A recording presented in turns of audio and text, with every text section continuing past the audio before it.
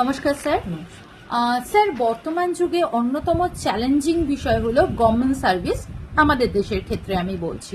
তো এক্ষেত্রে কারোর জন্ম ছক দেখে কি বোঝা সম্ভব যে সেই মানুষটি গভর্নমেন্ট সার্ভিস পেতে পারে কি পারে না? একদমই একদমই বলা পসিবল।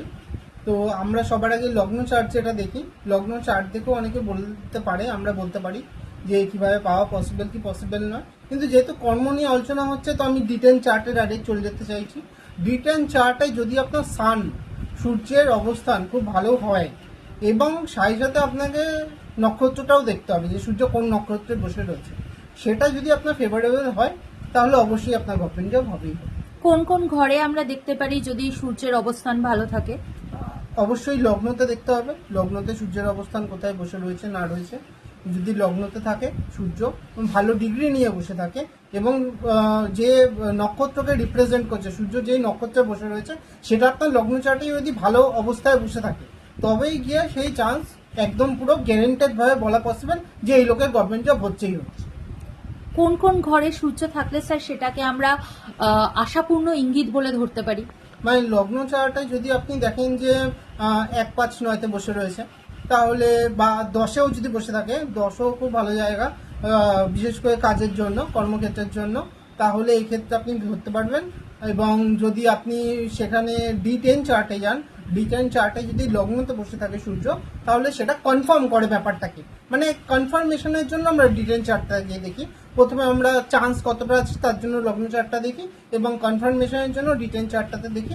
এবং তার সাথে সাথে আমি যেটা বললাম, নক্ষত্রগুলো ক্যালকুলেশনের অনেকটা ব্যাপার রয়েছে, সেই ক্ষেত্রে আপনি বুঝতে পেরে যাবেন যে। প্লাস এক্ষেত্রে সময়েরও একটা ব্যাপার রয়েছে, দশা খুব ইম্পর্টেন্ট একটা ফ্যাক্টর এসে যায়। কোন দশায় স্যার গভর্নমেন্ট সার্ভিস পাওয়ার জন্য সব থেকে আশাপ্রদ? সেটা ডিপেন্ড করছে আপনার কোন দশায় জন্ম হয়েছে। সুতরাং দশা সেই হিসাবেই আপনার রয়েছে, সেই হিসাবেই আপনার প্রত্যেকের আলাদা আলাদা দশায় হবে। আমার ধরুন কেতুর দশায় জন্ম হয়েছে, তাহলে কেতু আমার ফেভারেবল জিনিস।